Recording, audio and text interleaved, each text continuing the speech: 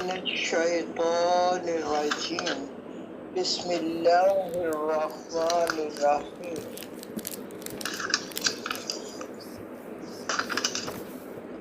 اللهم صل على محمد وعلى آل محمد وبارك وسلم رب يسر ولا تعسر وتمم بالخير بك نستعين اللهم صل على محمد وعلى آل محمد مطابق عمل کیجئے کہ اس میں بھی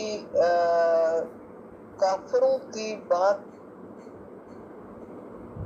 اور جہاد کی بات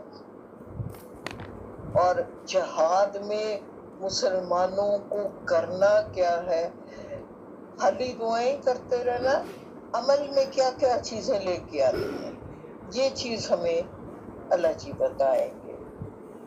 تو 59 آیت پہ آ جائیے، وَلَا يَحْسَبَنَّ الَّذِينَ كَفَرُوا سَبَقُوا۔ اللہ جی کہتے ہیں نہ گمان کیجیے کریں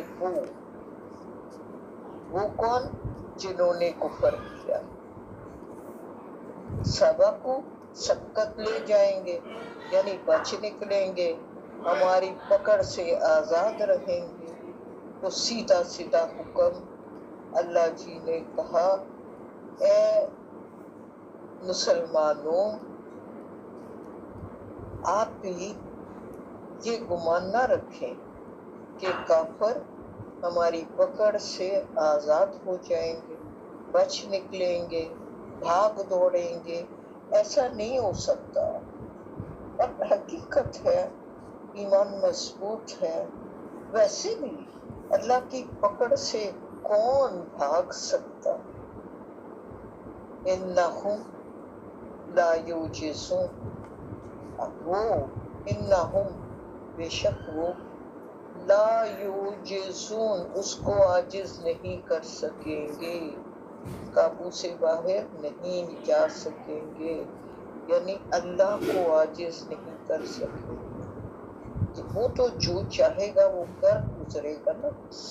تو یہ نہ تو مکہ کے کافر یہ گمان کرے کہ وہ اللہ کی پکڑ سے آزاد ہیں، اور نہ ہی مسلمان یہ سوچے کہ کافر اللہ کی پکڑ سے آزاد ہیں۔ حقیقت یہ ہے پکا مسلمان تو ایسے سوچتا ہی نہیں۔ یہ صورت جو ہے مدنی صورت ہے۔ اب جب مدنی صورتوں کا ہم مطالعہ کرتے ہیں تو بدر کے بعد والے حالات ہمارے سامنے آتے ہیں، اس میں بدر کے حالات کو بھی بیان کیا گیا۔ اب وہ مدنی دور جو ہے اس میں جو حضور کے صحابہ بھی تھے، یعنی وہ جو مکی بدری صحابہ ہے، ان کا تقوی کا معیار الگ ہے۔ 13 سے 15 سال تک انہوں نے نبی صلی اللہ علیہ وآلہ وسلم کی تربیت میں وقت گزارا ہے، ان کے اندر حضور کے ساتھ پوری جان نثاری موجود ہے۔ جہاں نبی صلی اللہ علیہ وآلہ وسلم کا پسینہ گرا وہاں انہوں نے اپنا خون گرایا۔ یہ ان کے تقوی کا معیار تھا۔ لیکن نو مسلم مدینہ کے ابھی ان کی یہ تربیت نہیں تھی، ابھی وہ اس طرح اپنے ان کے دل کے اندر ایمان راسخ نہیں تھا۔ تو پھر وہ الٹے پلٹے خیالات، جیسے آپ نے پہلے پڑھا تھا کہ یہ تو بالکل ہی پاگل ہو گئے ہیں، 1000 کا اتنا بڑا لشکر، وہ بھی کیل کانٹے سے لیس، اور چلے ہیں ان کا مقابلہ کرنے، یہ تو خود کو ہلاکت میں ڈالنے والی بات ہے، کیسے جیت سکتے ہیں یہ مدنی نو مسلم لوگ بھی ایسے سوچ رہے تھے۔ تو اللہ جی یہاں کہہ رہے ہیں باز آ جاؤ، مت یہ گمان کرو، مت یہ سوچو، ولا یحسبن الذین کفروا، کافر کبھی یہ نہ سوچیں کہ وہ اللہ کی پکڑ سے بچ نکلیں گے، وہ اللہ کو مجبور اور عاجز نہیں کر پائیں گے، کہ وہی تو ہے جو تمام طاقتیں رکھتا ہے اور جو کچھ بھی کر سکتا ہے، وہ فرشتوں سے مدد بھی کر سکتا ہے، اور بھی جیسے چاہے ریت کی ایک مٹھی جو نبی صلی اللہ علیہ وآلہ وسلم نے کفار کی طرف پھینکی تھی، وہ تیروں کی طرح جا کر انہیں لگی، اور یہ معجزات تھے بدر میں۔ آگے 60 نمبر آیت میں کہا وَأَعِدُّوا لَهُمْ، تیار رکھو ان کے لیے، مَسْتَطَعْتُمْ، جتنی تمہاری استطاعت ہے، من قوتی، طاقت کی، وَمِن رِبَاطِ، اور بندے ہوئے، الخیل، گھوڑے۔ اب دیکھیے کل بھی ہم نے پڑھا تھا کہ خالی دعاؤں سے کام نہیں چلتا، حرکت، عمل، جو سیکھا تھوڑا ہوا سے آئی ہے، تیری وجہ سے بن گیا، میں نے اپنے نہیں بن کیا ہے۔ عمل ضروری ہے۔ آپ یہ بات اللہ جی کہہ رہے ہیں وَأَعِدُّوا لَهُمْ، ان کے لیے تیار کر لو، مَسْتَطَعْتُمْ، جتنی تمہاری استطاعت ہے قوت کی، یعنی جو کچھ تمہارے وسائل ہیں، مقدور بھر فن حرب کی صلاحیت اور اہلیت اور اسلحہ اور گھوڑے جہاد کے لیے تیار رکھو۔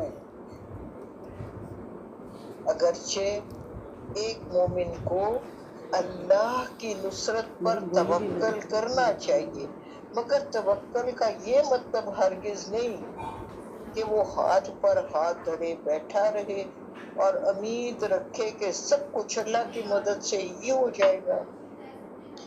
ایسا نہیں ہوتا، بلکہ توکل یہ ہے کہ اپنی استطاعت کے مطابق تمام ممکنہ مادی تکنیکی وسائل حاصل کرے جو اس کے پاس ہے، اور پھر اللہ کی نصرت کا خواہش مند ہو اور امید رکھے۔ یہ ہے توکل۔ یہاں مسلمانوں کو اپنے دشمنوں کے خلاف بھرپور دفاعی صلاحیت حاصل کرنے کی حد الوسع کوشش کرنے کا حکم دیا گیا، اور یہ حکم ہر دور کے لیے ہے۔ ایسا نہیں ہے کہ یہ حکم صرف نبی صلی اللہ علیہ وآلہ وسلم کے دور میں مسلمانوں پر لاگو تھا، ایسا نہیں ہے۔ آج اگر اللہ تعالیٰ نے پاکستان کو ایٹمی صلاحیت میں سے نوازا ہے تو یہ صلاحیت ملک و قوم کی قوت و طاقت کی علامت ہے۔ تمام عالم اسلام کی طرف سے پاکستان کے پاس ایک امانت ہے۔ اس سلسلے میں کسی دباؤ کے تحت کسی بھی قسم کا کوئی سمجھوتا اگر ہوتا ہے تو یہ اللہ کے دین اور عالم اسلام کے ساتھ بڑی خیانت ہو۔ لہذا آج وقت کی اہم ضرورت یہ ہے کہ پاکستانی قوم اپنے دشمنوں سے ہوشیار رہتے ہوئے جرات مندانہ پالیسی اپنائے، تاکہ اس کے دشمنوں کے لیے ایٹمی ہتھیاروں کی صورت میں قوت مساوات کا توازن قائم رہے۔ مطلب ان کو پتا ہو کہ مسلمان بھی اپنی طاقت رکھتے ہیں، ایٹمی طاقت رکھتے ہیں، تو مسلمانوں کو کسی دباؤ میں نہیں آنا چاہیے۔ ہم پڑھ یہ رہے ہیں کہ اپنی تمام قوتوں کو جمع رکھو، چاہے وہ گھوڑے ہیں تو وہ گھوڑے کا دور تو نبی صلی اللہ علیہ وآلہ وسلم کا دور تھا، تو آج تو ایٹمی دور ہے۔ تو ایسی صورت میں ہمیں اپنے ایٹمی توازن کو یا ایٹمی جو بھی ہماری قوت ہے اس کو نان مسلمز کے خلاف جہاد میں استعمال اگر وقت آئے ایسا، تو ہمیں حکم یہ ہے کہ اپنی ساری قوتوں کو اکٹھا کرو اور پھر اللہ کے مذہب دین کے دشمنوں کے ساتھ جہاد کرو۔ ترغبون بہی عدو اللہ و عدو، تاکہ تم ڈرا سکو اللہ کے دشمنوں کو اور اپنے دشمنوں کو۔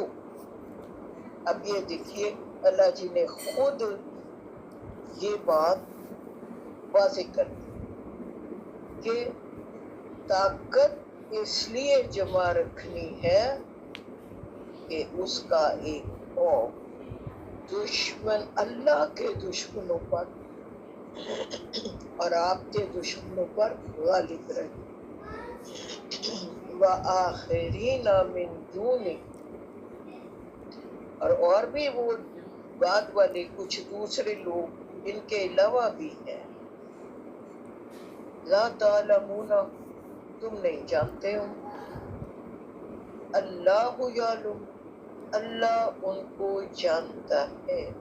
یعنی تمہاری آستینوں کے سامنے منافقین جو در پردہ تمہاری پر تباہی اور بربادی کے در پہ رہتے ہیں، تمہاری نظروں سے تو وہ پوشیدہ ہیں، لیکن اللہ تعالیٰ کو ان کے بارے میں خوب علم، وہ جانتا ہے کہ دلوں میں کن کے منافقت ہے، وہ جانتا ہے۔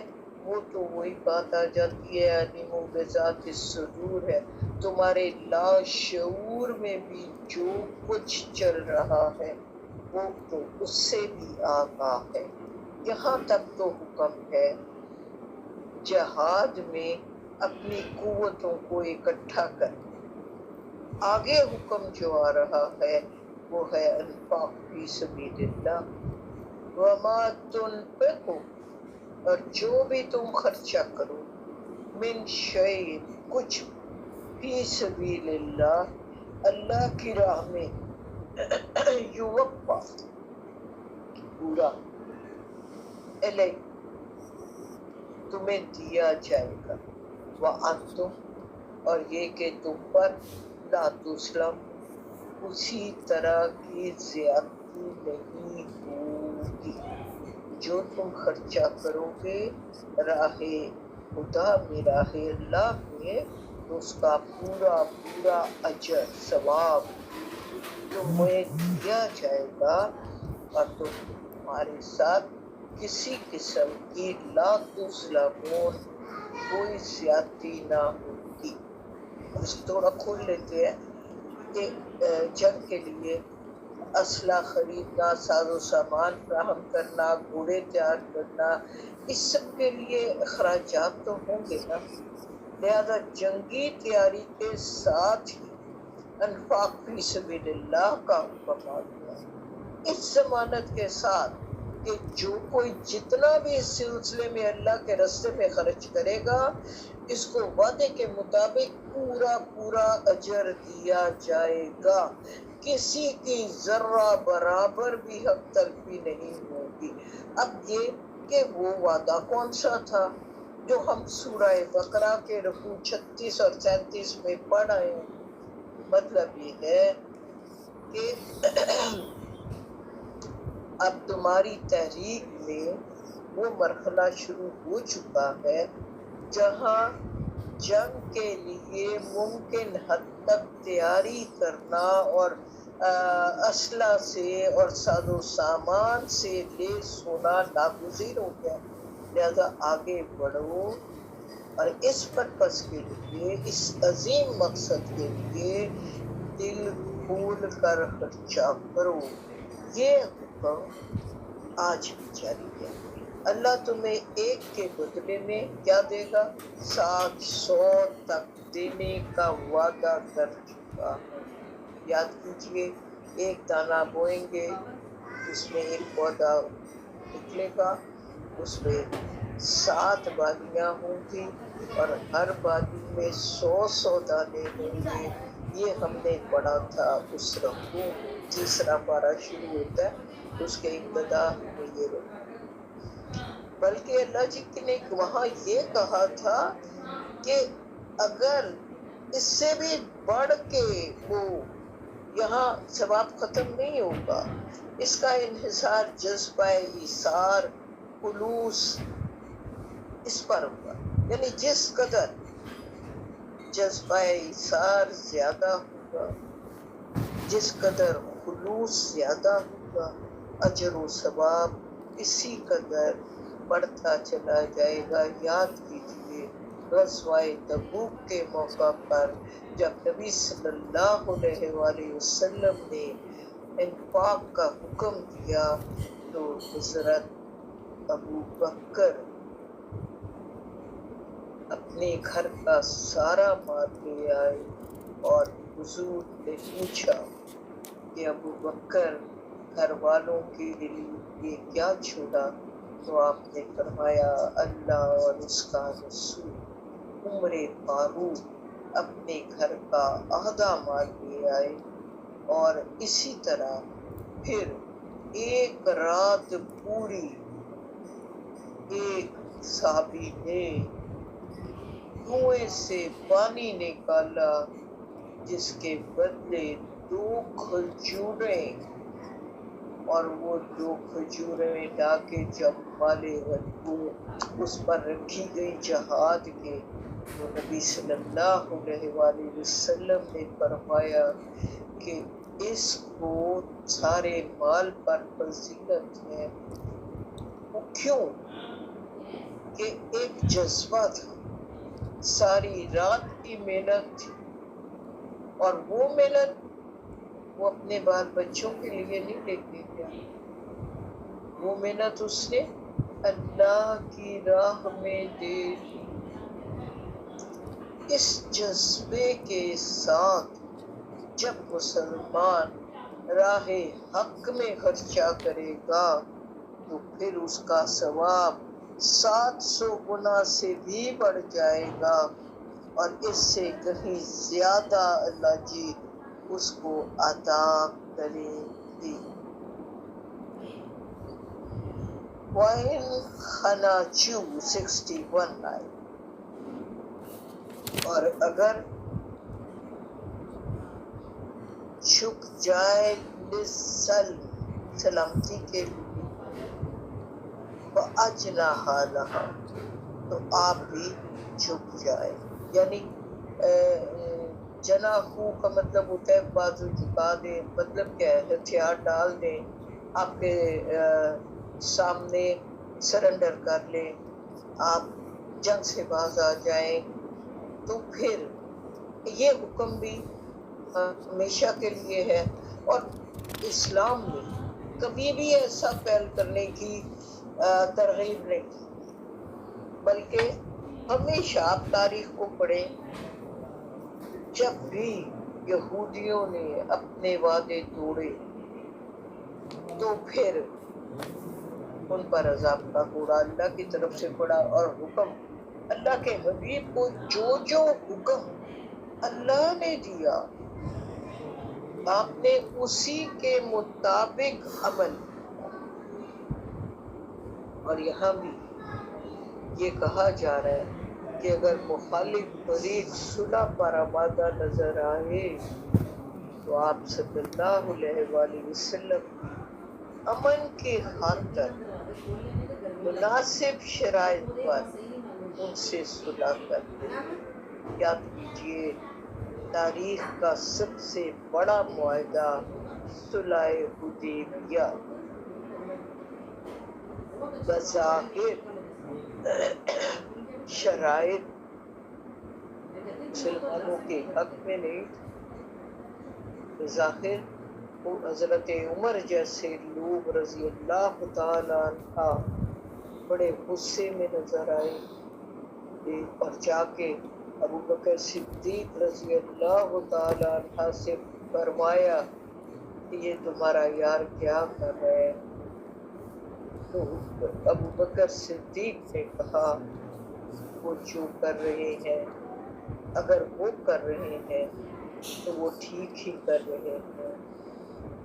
تو ان میں ایک جو سخت قسم کی شرط تھی وہ سب سے تکلیف دہ سی کہ مسلمان اس سال عمرہ نہیں کرے، حالانکہ وہ سامان حرب کے ساتھ تو گئے نہیں تھے، وہ تو عمرے کی غرض سے قربانیاں ساتھ لے کے گئے تھے، لیکن ان کو حرم تک جانے سے حدیبیہ کے مقام پر پہلے ہی روک دیا گیا۔ پھر شرائط کے ساتھ کہ اگلے سال آئیں گے، یہاں سے کوئی بندہ واپس نہیں جائے گا، اگر ادھر ہمارا کوئی کافر چلا جائے گا تو یہ واپس کریں گے، یعنی ایسی مشکل شرائط تھی، لیکن اللہ جی کا حکم یہی تھا کہ اس کی سلامتی کی طرف جاؤ، جنگ کی طرف نہ جاؤ۔ جب جنگ ناگزیر ہو جائے، اس کے بغیر گزارا نہ ہو رہا ہو، تب جنگ کی طرف جانا ہے۔ ابھی یہاں بھی یہی حکم ہے کہ اگر مخالف فریق صلح کرنے پہ راضی ہے تو آپ بھی جھک جائیے، وَتَوَکَّلْ إِلَى اللَّهِ، اور اللہ پر توکل کیجیے۔ ابھی جیسے میں نے صلح حدیبیہ کی مثال بیان کیجی ہے، تو بظاہر ایسا لگتا تھا کہ مسلمانوں کو گرا دیا گیا، ان کو نعوذ باللہ انسلٹنگ جو تھی شرائط، ان پر صلح کرنے پر مجبور کر دیا گیا، لیکن یہی معاہدہ بعد میں فتح ثابت ہوا اور اللہ جی نے قرآن میں اس کو فتح مبین قرار دیا۔ تو یہ یہی تھا توکل الی اللہ، کہ آپ نے صلح کیا اللہ پر بھروسہ رکھتے ہوئے تو اللہ آپ کو مایوس نہیں کرے گا۔ انہو بے شک وہ اللہ هو السمیع العلیم، سننے والا بھی ہے اور پورا علم رکھتا ہے، جانتا ہے۔ یعنی آپ ان کی منفی چالوں سے فکر مند نہ ہوں، اللہ پر توکل رکھیں اور صلح کا جواب صلح سے ہی دیں۔ یاد کیجئے تینوں فریقین یہود کے جو تھے انہوں نے صلح کے لیے آگے بڑھ کے معاہدے کیے اور پھر خود ہی ان معاہدوں کی عہد شکنی کی، اور جب عہد شکنی کی تو جنگ ناگزیر ہو گئی اور تینوں کے تینوں وہ قبائل مدینہ سے نکال دیے گئے۔ تاریخ نے ہمیں بتایا کہ جب تم اللہ پر بھروسہ کرتے ہو تو وہ منفی حالات میں بھی کوئی نہ کوئی امید کی کرن روشن کر دیتا ہے اور کامیابیاں عطا کرتا ہے۔ 62 میں میرا رب فرما رہا ہے وَإِن يُرِيدُوا، اگر وہ چاہتے ہوں ان یخدعوک، کہ وہ آپ کو دھوکہ دیں، فَإِنَّ، بے شک، حسبک اللہ، اللہ آپ کے لیے کافی ہے۔ اور دھوکہ دیا تھا نا جو بھی میں نے مثال دی ہے، مدینہ کے تینوں یہودی گروہوں نے اندر ربنا آتنا فی الدنیا حسنۃ وفی الآخرۃ حسنۃ وقنا عذاب النار۔ اللہ اکبر اللہ اکبر اللہ۔ اللہ جی ہماری دعائیں اس آذان کے ساتھ قبول کی۔ آمین۔ ہاں جی، ہم بات کر رہے تھے کہ مدینہ میں یہودیوں نے یہ قریش کے ساتھ مل کر تینوں قبائل نے عہد شکنی کی، تو پھر اللہ کی مدد تھی۔ نبی صلی اللہ علیہ وآلہ وسلم اور صحابہ کرام کے ساتھ، اور آہستہ آہستہ ان 9 سالوں میں 10واں سال نبی صلی اللہ علیہ وآلہ وسلم کی رخصت کا سال تھا، وصال کا سال۔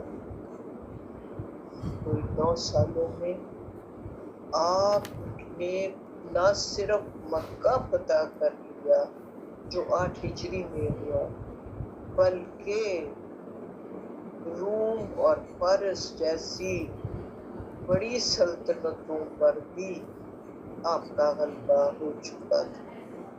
تو یہ ہے حسبک اللہ۔ پہلے پارے کے آخر میں ہم نے پڑھا تھا فَسَيَكْفِيكَهُمُ اللَّهُ، اللہ آپ کے لیے کافی۔ تو جب ہم کسی مشکل میں ہوں، جب ہم کسی فکر مند حالت میں، تو اس کا ورد ہمیں بڑی تسکین دیتا ہے کہ یاد کیجیے اللہ کافی ہے، اللہ میرے ساتھ ہے، تو مجھے کس بات کا ڈر ہے۔ یہ نبی صلی اللہ علیہ وآلہ وسلم سے بھی فرمایا جا رہا ہے کہ اگر وہ دھوکہ دینے کا ارادہ رکھتے ہیں نا تو آپ مت گھبرائیے۔ ان کی سازشوں، ان کی ریشہ دوانیوں اور ان کے برے افعال کے سے کیوں کہ اللہ تعالیٰ کی طرف سے یہ ضمانت دی جا رہی ہے کہ میں آپ کے ساتھ وَهُوَ الَّذِي أَيَّدَكَ بِنَصْرِهِ وَبِالْمُؤْمِنِينَ، اور وہ تو ہے جس نے آپ کی مدد کی، آپ کی نصرت کی، اپنی نصرت سے اور مومنین کے ذریعے سے۔ اب اللہ کے نبی اکیلے جہاد تو نہیں کر سکتے تھے، تو پھر اہل ایمان صحابہ اس بے جگری کے ساتھ، اس جذبے کے ساتھ، وہی بات جہاں آپ کے مخلص جان نثار صحابہ نے، جہاں آپ کا پسینہ گرا، وہاں اپنے خون کی ندیاں بہا دی۔ اب اللہ تعالیٰ کے اس خصوصی امداد، یعنی یہ اللہ کی بڑی مدد ہے نا کہ اللہ کے حبیب کو ان کے اتنے اچھے جان نثار صحابی ملے۔ اس کو ذرا مقابلہ کیجئے حضرت موسیٰ کے ساتھیوں کے ساتھ، کہ جب حضرت موسیٰ نے اپنی قوم کے لوگوں سے کہا تھا کہ اللہ جی تم سے کہہ رہا ہے کہ اس کی راہ میں جہاد کے لیے نکلو، تو مصر کی سرزمین تمہارے لیے ہے، تو انہوں نے کیا کہا تھا؟ فَاذْهَبْ أَنْتَ وَرَبُّكَ فَقَاتِلَا إِنَّا هَاهُنَا قَاعِدُونَ، ہم تو بیٹھے ہوئے ہیں یہیں پہ، آپ جائیں اور آپ کا رب جائے اور جا کے جہاد کریں۔ اس پر حضرت موسیٰ نے بیزاری کے ساتھ کیا کہا تھا؟ رب انی لا املک الا نفسی و اخی، مجھے تو اپنے اوپر اپنے بھائی پر اختیار ہے، ففرق بیننا، فرق ڈال دے، یعنی علیحدہ کر دے ہم کو ان سے۔ القوم الفاسقین، یہ بڑی ہی فاسق قوم ہے۔ اور یاد کیجئے حضرت موسیٰ کی اس دعا کے بعد 40 سال تک وہ صحراؤں میں قوم بنی اسرائیل بھٹکتی رہی، کیونکہ اللہ کا غضب تھا۔ پھر یوشع بن نون جو حضرت موسیٰ کے شاگرد تھے، ان کی سرکردگی میں دوبارہ سے جہاد کیا گیا، اور اگلی نسل جو تھی وہ اس نے جا کے پھر مصر میں قیام کیا، قبضہ کیا۔ اب یہاں جو چیز ہمیں بتائی جا رہی ہے کہ نبی صلی اللہ علیہ وآلہ وسلم کے صحابہ کا انداز اخلاص اور جذبہ جان نثاری بدر سے پہلے حضور نے مقام صفرا پر مشاورت کی۔ اب دیکھیے، جب حضور آ گئے تھے مدینہ میں تو اس وقت نہ 2 طرح کے اب لوگ موجود تھے۔ ایک تو مکی صحابی موجود تھے جو ایمان میں بہت راسخ تھے، اور دوسرے انصار تھے، وہ مہاجرین کہلاتے تھے۔ جو انصار تھے وہ ابھی اتنے پختہ ایمان کے مالک نہیں تھے، اس کے باوجود جان نثاری میں 2-3 صحابہ ایسے ہیں جن کا ذکر ضروری ہے۔ اب جب حضور نے مشاورت کی تو اس میں مہاجرین میں سے حضرت مقداد وہ کھڑے ہو گئے اور انہوں نے کہا اللہ کے رسول، جدھر آپ کا رب آپ کو حکم دے رہا ہے اسی طرف چلیے، کیونکہ یہ بدر کا مقام مدینہ سے باہر ہے، مدینہ کے اندر۔ تو حضرت موسیٰ کے ساتھیوں کی طرح یہ نہ سمجھیے جنہوں نے کہہ دیا تھا فاذهب انت وربک فقاتلا انا ہاہنا قاعدون، ہم تو یہیں پہ بیٹھے ہیں۔ اسی طرح حضرت ابوبکر صدیق اور حضرت عمر نے بھی یہی کہا۔ تو اب اس کے باوجود نبی صلی اللہ علیہ وآلہ وسلم نے یہ فیصلہ نہیں کیا کہ ہمیں بدر میں جا کے جنگ لڑنی ہے یا مدینہ کے اندر لڑنی ہے، تو پھر آپ خاموش رہے۔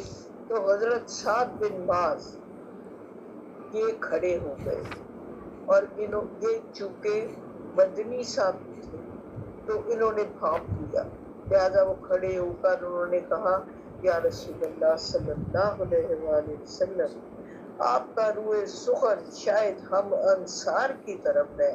آپ نے فرمایا لقد آمنا بکا وصدقناک، تو حضور نے فرمایا یقیناً۔ تو آگے سے حضرت سعد فرمایا یہ کہ ہم آپ پر ایمان لا چکے ہیں، ہم آپ کی تصدیق کر چکے ہیں، ہم آپ کو اللہ کا رسول مان چکے ہیں، آپ کے سماع و اطاعت کا پختہ عہد باندھ چکے ہیں۔ اب ہمارے پاس آپ کے حکم کے تعمیل کے علاوہ کوئی سیکنڈ آپشن موجود نہیں، ہمیں آپ کے حکم کی تعمیل کرنا ہے۔ قسم ہے اس ذات کی جس نے آپ کو حق کے ساتھ بھیجا ہے، اگر آپ اپنی سواری اس سمندر میں ڈال دیں گے تو ہم بھی آپ کے پیچھے اپنی سواریاں سمندر میں ڈال دیں گے، اور خدا کی قسم اگر آپ ہمیں کہیں گے کہ ہم برق الغماد یعنی یمن کا شہر تک جا پہنچے، کہ چاہے ہماری اونٹنیاں لاغر ہو جائیں، ہم کو یہ ہرگز ناگوار نہیں ہے کہ آپ کل ہمیں لے کر دشمن سے جا ٹکرائیں، ہم جنگ میں ثابت قدم رہیں گے۔ اب آپ کی ساری تحریر میں آپ تک اس لیے شیئر کی ہے کہ آپ پر سچی جان نثاری مدنی صحابہ کی سامنے آ جائے، اور انہوں نے کہا میں سچی جان نثاری کے ساتھ اور بعید نہیں کہ اللہ آپ کو ہم سے وہ کچھ دکھوا دے جسے دیکھ کر آپ کی آنکھیں ٹھنڈی ہو جائیں۔ بس اللہ کی برکت کے بھروسے پر آپ ہمیں لے چلیں۔ حضرت سعد کی اس تقریر کے بعد نبی صلی اللہ علیہ وآلہ وسلم کا چہرہ خوشی سے چمک اٹھا اور آپ نے بدر کی طرف کوچ کرنے کا حکم دیا۔ یہ ہے انتہائی سچے اور مخلص صحابہ جن کی مدد نبی صلی اللہ علیہ وآلہ وسلم کو حاصل تھی۔ وَأَلَّفَ بَيْنَ قُلُوبِهِمْ 63 آئے۔ اللہ جی اب کہہ رہے ہیں کہ محبت، الفت، وَأَلَّفَ بَيْنَ قُلُوبِهِمْ، ان کے دلوں میں اس نے الفت پیدا کر دی۔ اللہ نے الفت پیدا کر دی تھی ایسے مومنین کے دلوں میں۔ پھر لو اگر انفقتا خرچہ کرتے آپ، ماں وہ سب جو فی الارض جمیعہ زمین کے اندر موجود ہے، سارے کا سارا، با الفتا نہ یہ ڈال سکتے الفت بینا قلوبہم ان کے دلوں میں۔ مولا جی نے جو الفت اور جان نثاری کی اور جو محبت آپ کے صحابہ کے دلوں میں آپ کے لیے ڈال دی تھی، اللہ جی کہہ رہے ہیں یہ میری خاص کرم نوازی تھی۔ آپ ساری دنیا کا سارا مال بھی خرچ کر دیتے تو ایسی محبت آپ کو نصیب نہ ہوتی اگر اللہ یہ الفت پیدا نہ کرتا۔ حقیقی بات یہ فائل صرف ایک ہے اور وہ ہے اللہ۔ وَلَكِنَّ اللَّهَ أَلَفَّ بَيْنَهُمْ، لیکن یہ تو اللہ نے ان کے مابین الفت پیدا کر دی تھی۔ اب اس کے بارے میں، اس الفت کے بارے میں سورہ آل عمران کی آیت نمبر 103 میں ہم پڑھ چکے ہیں۔ وَاذْكُرُوا نِعْمَتَ اللَّهِ عَلَيْكُمْ إِن كُنتُمْ أَعْدَاءً وَأَلَفَّ بَيْنَ قُلُوبِكُمْ فَأَصْبَحْتُمْ بِنِعْمَتِهِ إِخْوَانًا وَكُنْتُمْ عَلَىٰ شَفَا حُفْرَةٍ مِّنَ النَّارِ فَأَنقَذَكُم مِّنْهَا۔ اور اللہ نے اپنے، یاد کرو اللہ کی اس نعمت کو جو اس نے آپ پر کی۔ آپ تو ایک دوسرے کے دشمن تھے، پھر اللہ نے آپ کے دلوں میں باہمی الفت پیدا کر دی اور اس کی نعمت سے تم بھائی بھائی بن گئے، اور تم لوگ تو آگ کے گڑھے پر کھڑے تھے جہاں سے اللہ نے تم کو بچا لیا۔ آگے اسی آیت میں کہا انہو بے شک وہ عزیز الحکیم، زبردست بھی ہے اور حکمت والا بھی ہے۔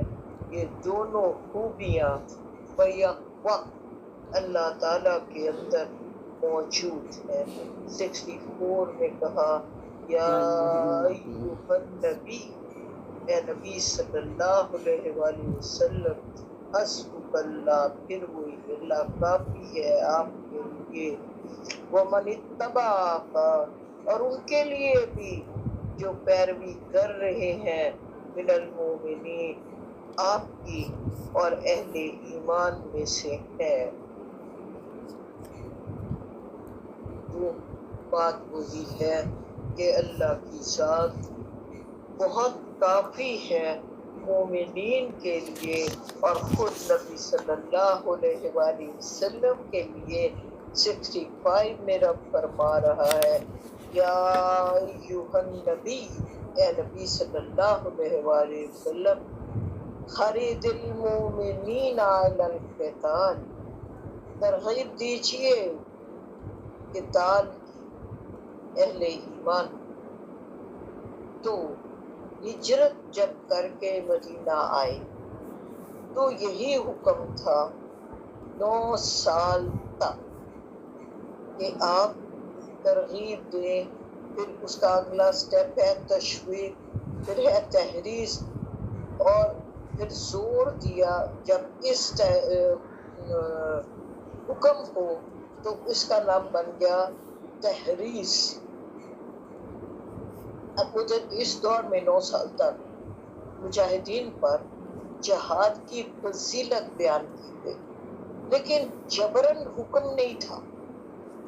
ہاں 9 ہجری میں غزوہ تبوک کے موقع پر جب جہاد کا نکلنا تمام اہل ایمان پر فرض کر دیا، کیونکہ غزوہ تبوک تمام باطل قوتیں اکٹھی ہو کر آ گئی تھی مسلمانوں پر چڑھائی کرنے کی غرض سے۔ نبی صلی اللہ علیہ وآلہ وسلم نے اللہ کے حکم کے ساتھ تمام امت مسلمہ کو جہاد فرض کا حکم کر دیا تھا، اور ایسے میں بلا عذر کسی کو پیچھے رہنے کی اجازت نہ تھی، اور جو لوگ پیچھے رہ گئے تھے انہوں نے اگر کوتاہی کی تھی تو اس پر ان کو سزا بھی دی گئی تھی۔ یہ ہم پھر پڑھیں گے۔ ان یکن منکم، اگر تم میں ہے 20 صابرون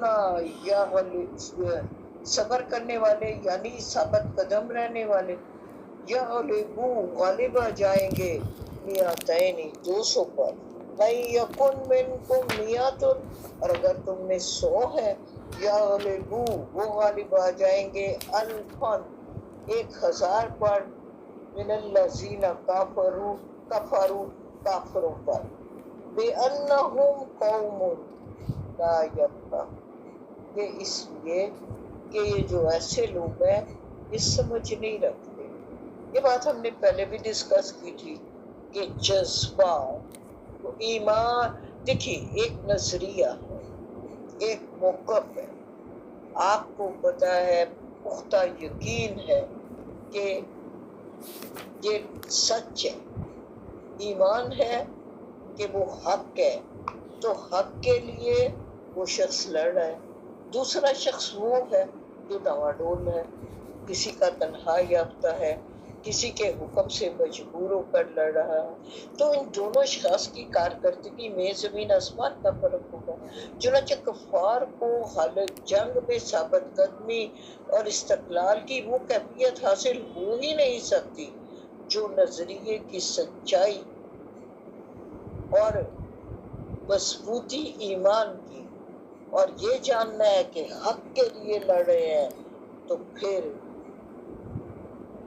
یہ جذبہ انسان کے اندر جان قربان کرنے کا جذبہ پیدا کر دیتا ہے۔ دوبارہ اللہ جی نے کہا کہ 100 ہوں گے تو 1000 پہ غالب آ جاؤ گے، 20 ہوں گے تو 200 پہ، اور ایسا ہی ہوا تھا بدر میں۔